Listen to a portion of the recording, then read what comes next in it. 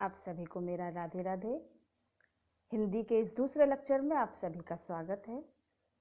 आज लेक्चर शुरू करने से पहले एक बार फिर हम आपको थोड़ी सी जानकारी देना चाहते हैं कि ये कोरोना महामारी जिसके कारण हम और आप विद्यालय से दूर हैं और पठन पाठन थोड़ा सा बाधित हो रहा है, तो हम दोनों लोगों का ये कर्तव्य है कि हम सब मिल करके इस महामारी को दूर करने का प्रयास करें।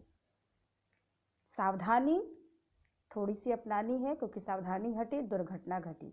सावधानी ये है कि आप समय समय पर अपने हाथों को धोते रहिए, सोशल डिस्टेंसिंग बनाए रखिए, घर से बाहर बिल्कुल भी न रखें। निकले यदि आप निकलते हैं तो अपने मुंह पर मास्क अवश्य लगा करके निकले, और घर पर रहेंगे तो स्वस्थ रहेंगे और इस बीमारी से भी दूर रहेंगे। तो ये मेरा सुझाव है, आप लोग इसे मानते रहिए, जिससे कि जल्दी से जल्दी ये बीमारी दूर हो जाए और फिर से हम लोगों का जीवन सुचारू रूप से चलने लगे। चलिए, कल हमारा पहला लेक्चर था पवन दूतिका, जिसे कि अयोध्या सिंह उपाध्याय हरिऔध जी ने लिखा था। वो बच्चे जो शायद कल जुड़ नहीं पाए थे, वो आज जुड़े हैं, उनको हम थोड़ा सा सारांश के रूप में बता देते हैं कि इस चैप्टर में उपाध्याय जी ने पवन दूतिका अर्थात यहाँ पर उन्होंने ये बताने की कोशिश की है कि विरहिणी राधा जब श्री कृष्ण जी व्रत से मथुरा चले गए थे और वहां से ना तो उन्होंने संदेश भेजा और ना ही स्वयं वो आए, तो उनके दुख से पीड़ित राधिका जी अपने इस विरह वेदना को वायु को दूत बना करके भेजने की कोशिश की थी और उनसे ये निवेदन किया था कि उनके संदेश को वो श्री कृष्ण तक पहुंचा दें, जिससे कि वो उनकी इस दशा को सुन करके शायद वापस ब्रज लौट आए। इस पाठ को अयोध्या सिंह उपाध्याय हरिऔध जी ने लिखा है। तो जिन बच्चों का लेक्चर छूट गया था, वो मेरी पिछली वीडियो अपलोड है, उस वीडियो से देख करके उस भाग को समझ लेंगे। आज हम नया शुरू करते हैं उसी के आगे से। कल हमने 8 दोहित पढ़ा दिए थे, 8 छंद, आज 9वां छंद है।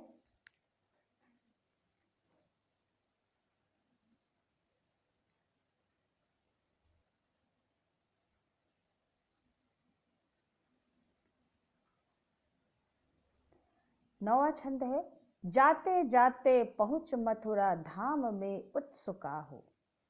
अब यहाँ पर राधा जी वायु को मथुरा पहुंचने का मार्ग बता रही हैं और अब वायु जो है वो मथुरा पहुंच चुकी है। तो मथुरा पहुंचने पर अब वायु को क्या क्या सौंदर्य दिखाई पड़ेगा, क्या क्या उसे करना है, ये सारी चीजों का निर्देश वो वायु को देते हुए कह रही है कि जाते जाते पहुंच, कि इस तरह से चलते चलते जब तुम मथुरा नगरी, मथुरा धाम माने मथुरा नगरी, मथुरा नगरी पहुंच जाओगी तो उत्सुका हो।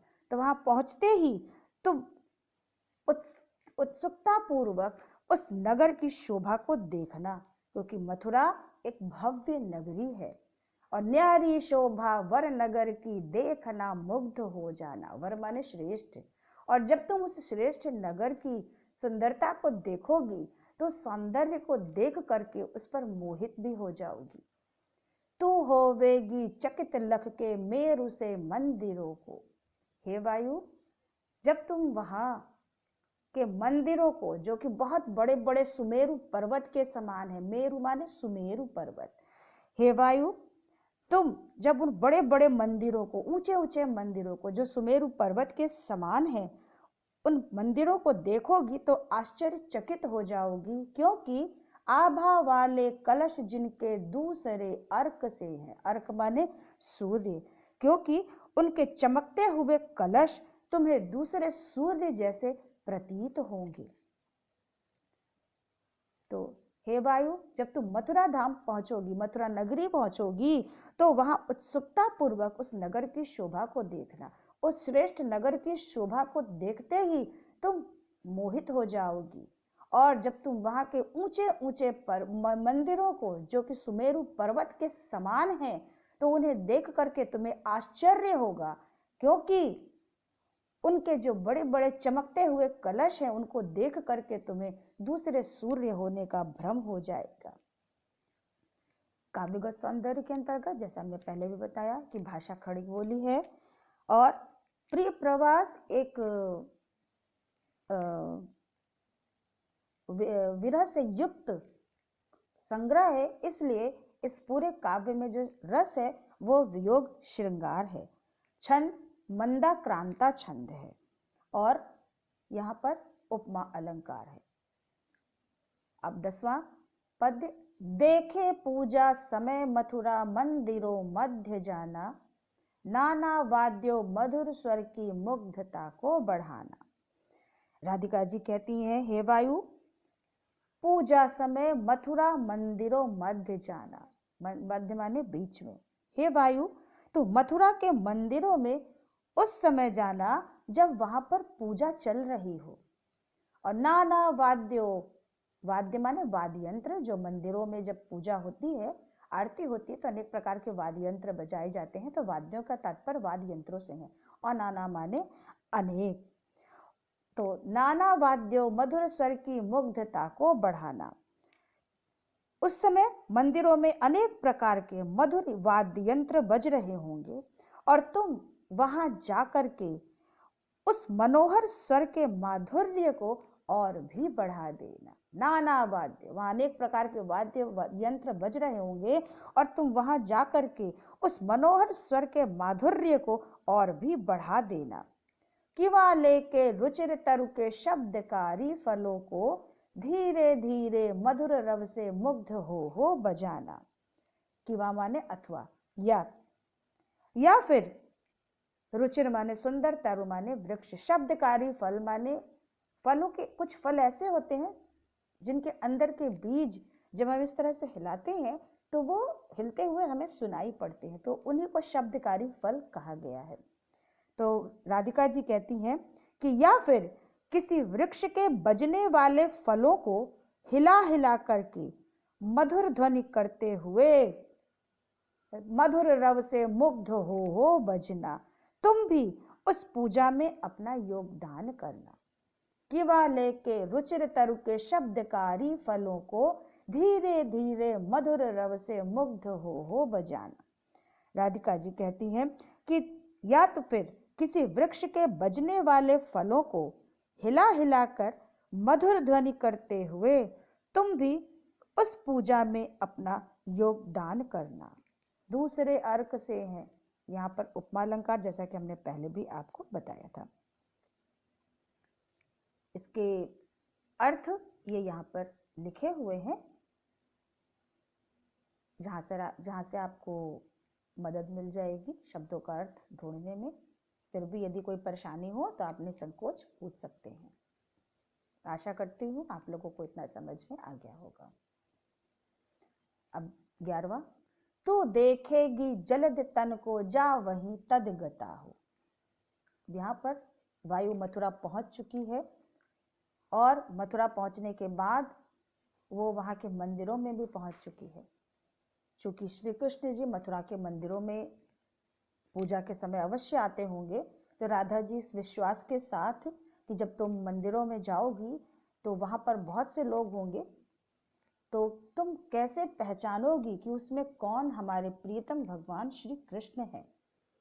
तो यहाँ पर राधिका जी वायु को, श्री कृष्ण को पहचानने के लिए उनके शारीरिक सौंदर्य का वर्णन कर रही है, उनको बता रही है कि कौन सा शारीरिक सौंदर्य है जिसे देख करके तुम पहचान लोगी कि यही हमारे प्रियतम भगवान श्री कृष्ण है और हमारा संदेश उन्हीं तक पहुंचाना है।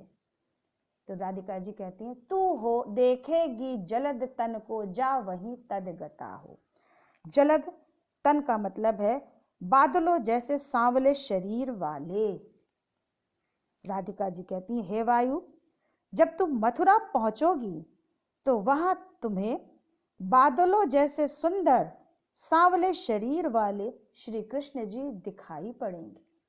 होंगे लोने नयन उनके ज्योति उत्कीर्णकारी। लोने माने सुंदर, नयन माने नेत्र, और उनके नेत्र अत्यंत सुंदर और आकर्षक होंगे। ज्योति उत्कीर्णकारी, ज्योति उत्कीर्णकारी का तात्पर्य प्रकाश बिखेरने वाले। तो होंगे लोने नयन उनके ज्योति उत्कीर्णकारी, उनके नेत्र अत्यंत आकर्षक एवं प्रकाश विकीर्ण करने वाले होंगे। मुद्रा होगी वर वदन की मूर्ति सी सौम्यता की। मुद्रा माने भाव मुद्रा, वर माने श्रेष्ठ, वदन माने मुख। उनके मुख की जो भाव मुद्रा होगी, या उनकी मुख मुद्रा एवं शरीर की जो भाव मुद्रा होगी, वो अत्यंत आकर्षक होगी। मूर्ति सी सौम्यता, मूर्ति सी, मूर्ति के समान उपमा अलंकार। सौम्यता माने सरलता, जिसमें मूर्ति के समान सरलता दिखाई पड़ेगी। तो मुद्रा होगी वर वदन की मूर्ति सी सौम्यता की। उनकी मुख मुद्रा एवं शरीर की भाव मुद्रा अत्यंत आकर्षक एवं सौम्य होगी, जिसमें मूर्ति के समान सरलता नजर आएगी। और सीधे साधे वचन उनके सिक्त होंगे सुधा से। सुधा माने अमृत, सिक्त माने सिंचे हुए या डूबे हुए। तथा उनकी मधुर वाणी, उनके मुख से निकलने वाली मधुर वाणी सरल एवं अमृत जैसे माधुर्य में पगी होगी। सीधे साधे वचन उनके सिक्त होंगे सुधा से। उनके मुख से निकलने वाली जो मधुर वाणी है, वो सरल एवं अमृत जैसे माधुर्य में पगी होगी। अब 12वें पद्य का, नीले फूले कमल दल सी गात की श्यामता है। यहाँ पर भी श्री कृष्ण के शारीरिक सौंदर्य का वर्णन किया गया है। नीले फूले कमल माने नील कमल का फूल। कमल का फूल एक नीले रंग का भी होता है, जिसे नील कमल कहते हैं। गात माने शरीर और श्यामता माने सांवलापन। राधिका जी कहते हैं कि उनके शरीर का जो सांवलापन है, वो नील कमल की पंखुड़ियों के समान है। सी माने समान, उपमा अलंकार। दल, दल माने पंखुड़ियां। तो नीले फूले कमल दल सी गात की श्यामता है। राधिका जी कहते हैं, मेरे प्रियतम, भगवान श्री कृष्ण के शरीर का जो सांवलापन है, वो नील कमल की पंखुड़ियों के समान है। पीला प्यारा वसन कटी में पहनते हैं फबीला। वसन माने वस्त्र, कटी माने कमर, फबीला माने सुंदर। तथा वे कमर में अत्यंत शोभा प्रदान करने वाला पीतांबर धारण करते हैं। छोटी काली अलक मुख की कांति को है बढ़ाती। काली अलक माने काली बालों की लटें, और कांति माने चमक। तथा उनके मुख पर बालों की एक काली लट प्रायः लटकती रहती है, जो उनके मुख की चमक को और भी ज्यादा बढ़ा देती है। छोटी काली अलक, उनके मुख पर प्रायः एक घुंघराले काले बालों की लटें जो है वो लटकती रहती है, जो उनके मुख की चमक को और भी ज्यादा बढ़ा देती है। और सद वस्त्रों में नवल तन की फूटती सी प्रभा है। सद वस्त्रों माने सुंदर वस्त्रों, और सुंदर वस्त्रों में उनका शरीर और भी शोभाशाली दिखाई पड़ता है, जिसमें से प्रभा माने कांति, जैसे कांति सी निकल रही हो। फूटती सी प्रभा, फूटती सी निकलती हुई प्रभा माने कांति, अर्थात उपमा अलंकार। सद वस्त्रों में नवल तन की फूटती सी प्रभा है, और सुंदर वस्त्रों में उनका शरीर और भी शोभाशाली दिखाई पड़ता है, जिसमें से मानो एक चमक सी निकल रही हो। यहाँ पर भी प्रिय प्रवासिक गृह काव्य, इसलिए वियोग श्रृंगार है। उपमा अलंकार हमने आपको बताया ही है। छंद मंदाक्रांता है और गुण प्रसाद है। समझ में आ गया बेटा? अब आगे चलते हैं। 13वां है, सांचे ढाला सकल वपु है दिव्य सौंदर्यशाली, और सत पुष्पों सी सुरभि उसकी प्राण संपोषिका है। सांचे माने सांचा, जैसे किसी मूर्तियां हैं, ये बनाने के लिए हम सांचे का प्रयोग करते हैं, तो ये वही सांचा है। सकल माने संपूर्ण, वपु माने शरीर, दिव्य माने अलौकिक। सत पुष्पों का मतलब है सुंदर पुष्पों। सुरभि माने सुगंध, प्राण संपोषिका माने प्राणों का पोषण करने वाली। राधिका जी कहती हैं, हे वायु, श्री कृष्ण जी अत्यंत सुंदर शरीर वाले हैं। उन्हें देखकर ऐसा प्रतीत होता है कि मानो उनका पूरा शरीर सांचे में ढाल करके बनाया गया है, दिव्य सौंदर्यशाली, और उनका जो सौंदर्य है वो अलौकिक है। सांचे ढाला सकल वपु है, दिव्य सौंदर्यशाली। राधिका जी कहती हैं कि हे वायु, श्री कृष्ण जी अत्यंत सुंदर शरीर वाले हैं, और उस सुंदर शरीर को देखकर ऐसा लगता है मानो उनके शरीर को किसी सांचे में ढाल करके बनाया गया है, और वो जो सौंदर्य है वो अत्यंत ही अलौकिक है। सत पुष्पों सी सुरभि उसकी प्राण संपोषिका है। उस शरीर से फूलों की भीनी भीनी सुगंध निकलती है, मानो वो सुगंध उनके प्राणों का पोषण करने वाली हो। सत पुष्पों सी, सुंदर पुष्पों के समान, अर्थात उपमा अलंकार। उस शरीर से फूलों के समान भीनी भीनी सुगंध निकलती है, जो ऐसी प्रतीत होती है मानो वो सुगंध उनके प्राणों का पोषण करने वाली है। दोनों कंधे वृषभ वर से हैं बड़े ही सजीले। वृषभ वर, वृषभ माने बैल, वर माने श्रेष्ठ, सजीले माने सुंदर। उनके दोनों चौड़े कंधे बैल के समान सुंदर हैं, और लंबी बाहें कलभकर सी शक्ति की पेटिका है। कलभकर माने हाथी की सूंड, तथा उनकी लंबी लंबी बाहें हाथी की सूंड की तरह पुष्ट हैं। शक्ति की पेटिका मानो वो शक्ति का अपार भंडार है। लंबी बाहें कलभकर सी, हाथी के सूंड के समान, यहाँ भी उपमा अलंकार है, तो लंबी बाहें कलभकर सी, उनकी लंबी लंबी बाहें हाथी की सूंड की तरह पुष्ट है, शक्ति की पेटिका है, मानो वो शक्ति का अथाह भंडार हो। 14वां, राजाओं सा सिर पर लसा दिव्य आपीड़ होगा। राजाओं सा, राजाओं के समान, सिर माने सिर, लसा माने सुशोभित, दिव्य माने अलौकिक, आपीड़ माने मुकुट।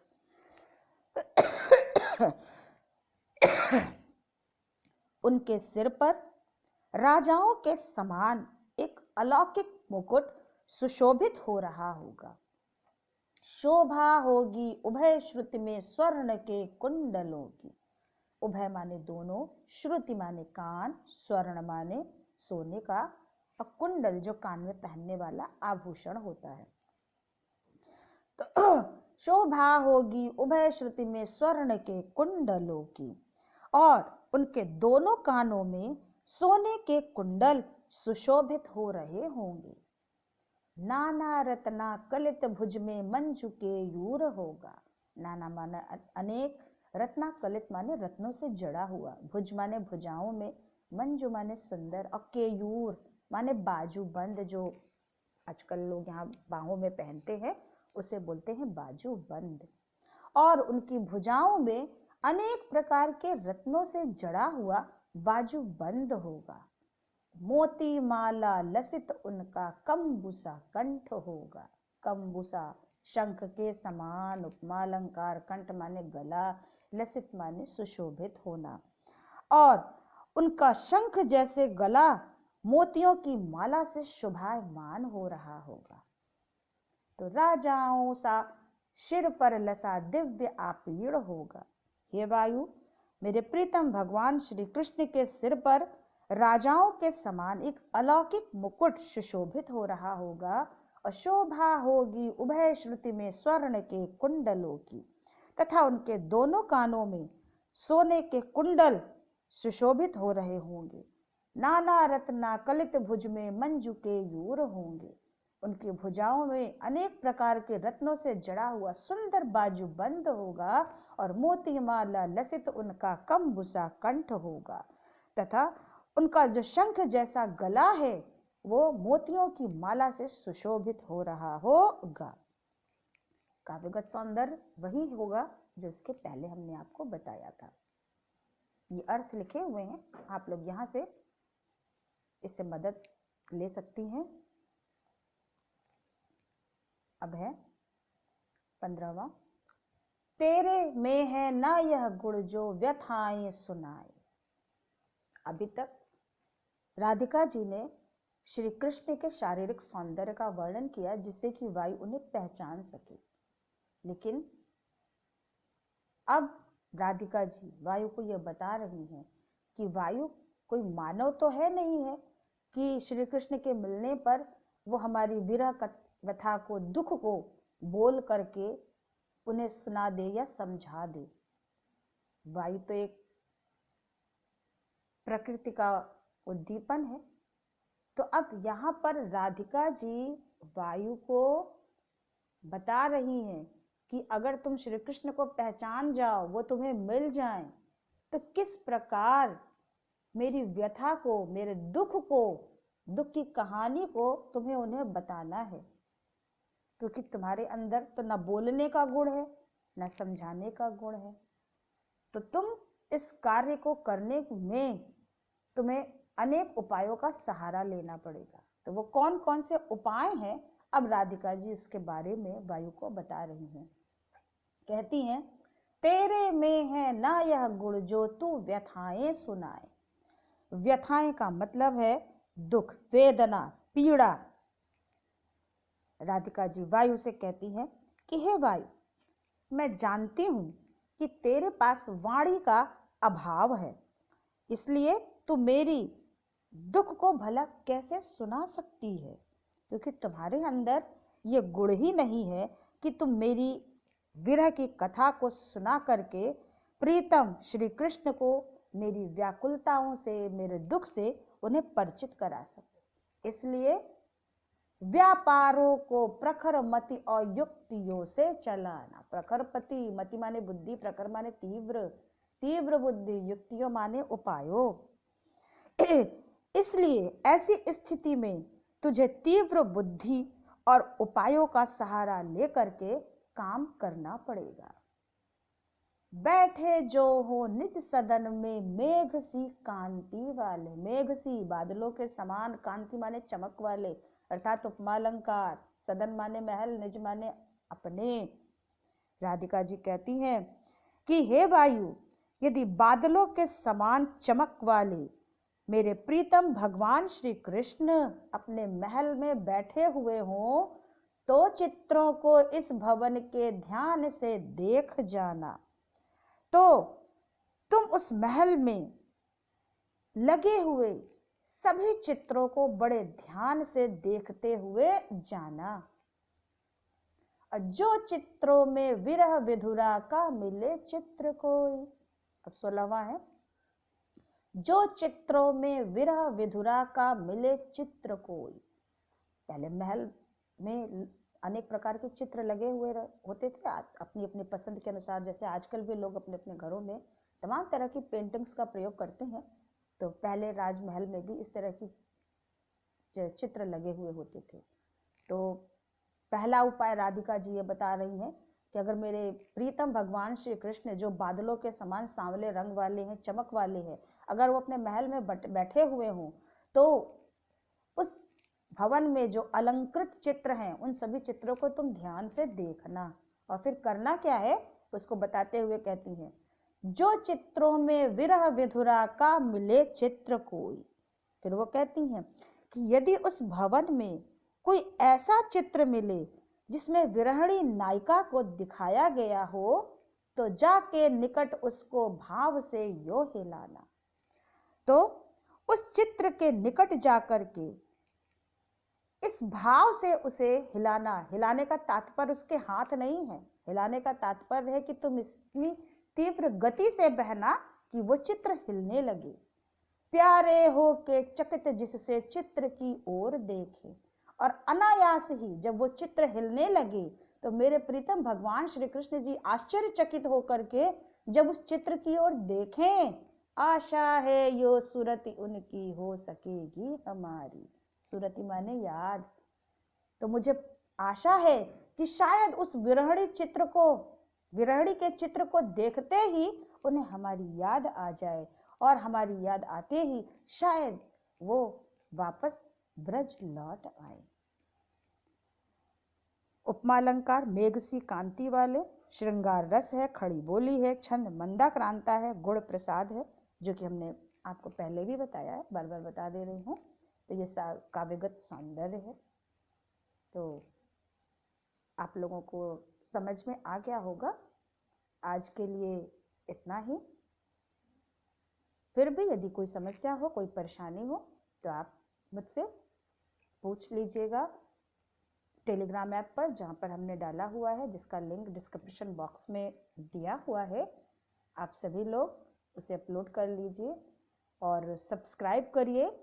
सब्सक्राइब करने के बाद उसे लाइक का भी बटन दबाइए। तो आज के लिए बस इतना ही। आप सभी को मेरा राधे राधे।